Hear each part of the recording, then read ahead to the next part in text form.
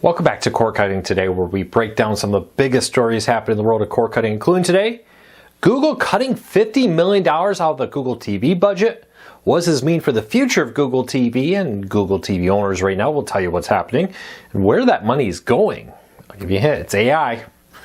Also, Amazon's Prime Video service is getting a little bit of a refresh, both on the Fire TV and in the other apps like Roku, to push specific kinds of content. We'll tell you that. And Walmart has a new big sale coming to rival Amazon's Prime Day.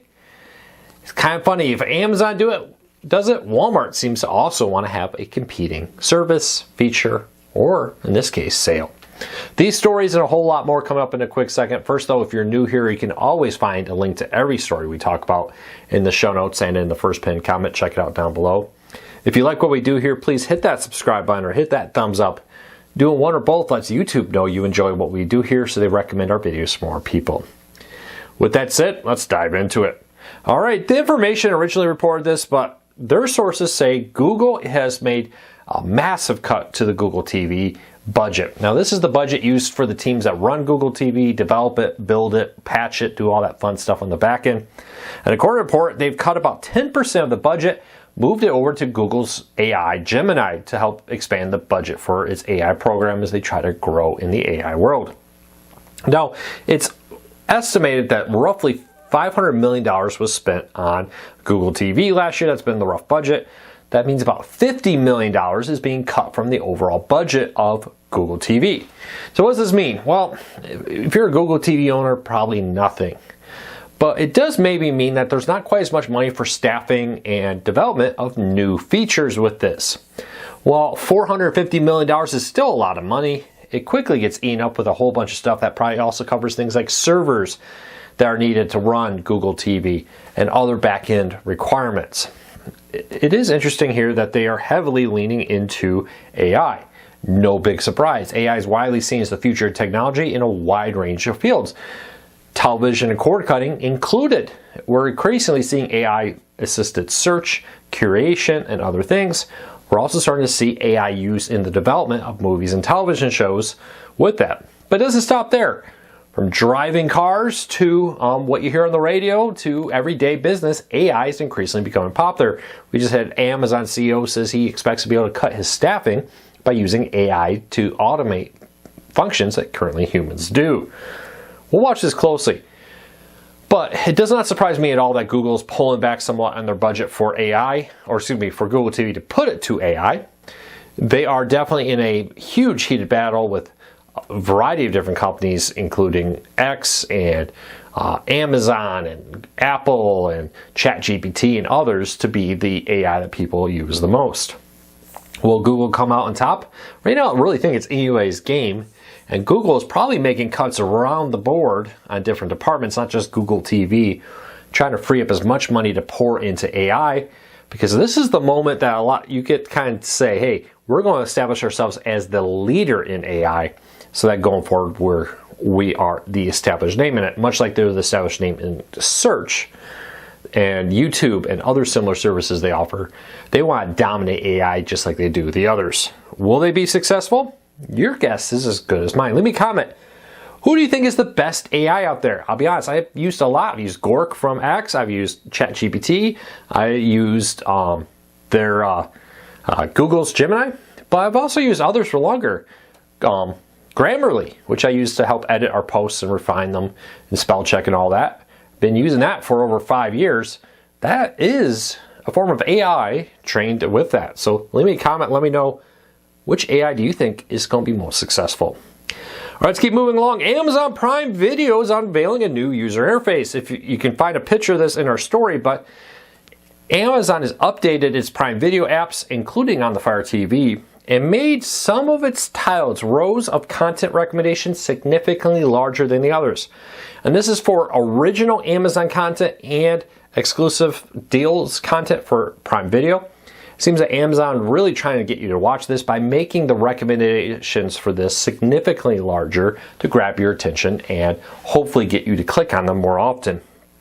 Other minor changes like new menu options at the top and slightly refined look to the home screen with this is the big one. Overall, nothing massive, but all the changes seem to have one thing in common: trying to subtly push people to subscribe who subscribe to watch more original and exclusive content from Amazon Prime Video.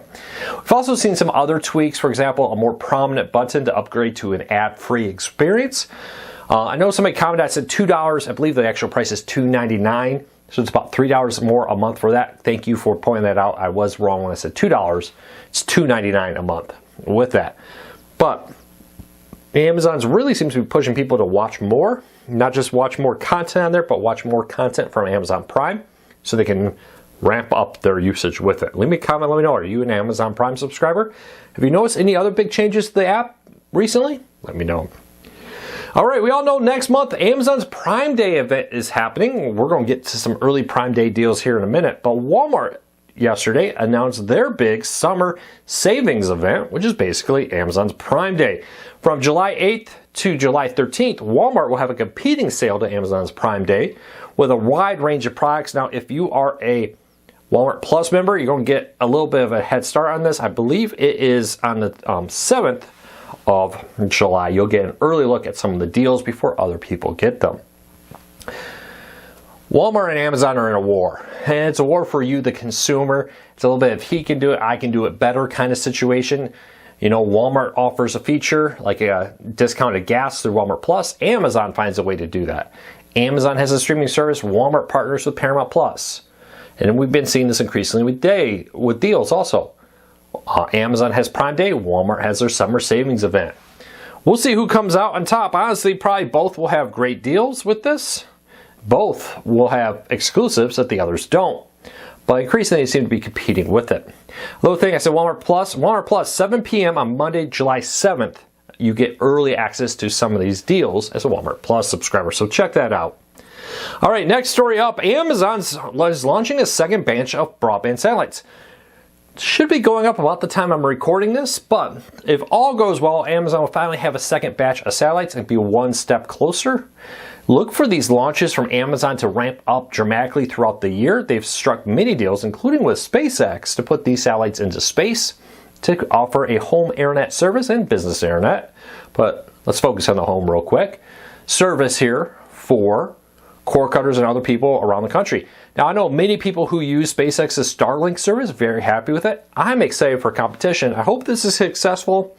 I think it's probably going to be next year before we see it widespread available to people here in the United States. But they promise more affordable options than SpaceX's. We'll see how that plays out. And second, speeds up to 1 gig. We'll see if they can pull that off. All right, today in TV history. 36 years ago this week, Tim Burton's Batman premiered. The 1989 Batman movie, first premiered on June 23rd in the United States, became a cultural phenomenon and reignited the Batman franchise that had been around and been popular for a long time, but brought it to a modern age. We often think of the Batman movies in the 90s, but the Tim Burton one actually came out in 1989. Any fans of the Tim Burton one? We've seen several big Batman franchise movie deals recently, but this would kick off a host of Batman movies, Batman TV shows with the animated series, and more, all related to Batman through the 90s and early 2000s. And again, we've seen some more recent Batman movies, very well received. Let me know, what's your favorite Batman movie or television show? All right, next up, Amazon's early Prime Day deals are here, and there is a good one for cord cutters. The Fire TV Stick 4K, which is a very powerful, nice Fire TV stick, is on sale for $24.99. Not quite the lowest price ever, but pretty darn close to it, to be honest with you. I think, I don't know if it was Prime Day last year or Black Friday. I think I want to say $21.99 is the all-time low price. But this is the lowest price it's been at in like a year with this. Typically, when it goes on sale, it's more $29.99. To have it at $24.99, not a bad deal. That's half off the list price of $49.99. Link in the show notes if you've been thinking about getting it. Not a bad deal right now with it. Well, that's it for today. I hope you all have a fantastic day. We'll be back again tomorrow with another video. If you like what we do here, do me a big favor. It really does help when you hit that subscribe button or hit that thumbs up. We post videos like this every single day covering the world of cord cutting, streaming, and general technology. We would really appreciate your support. But until next time, take care, be safe. I'll talk to you all again real soon.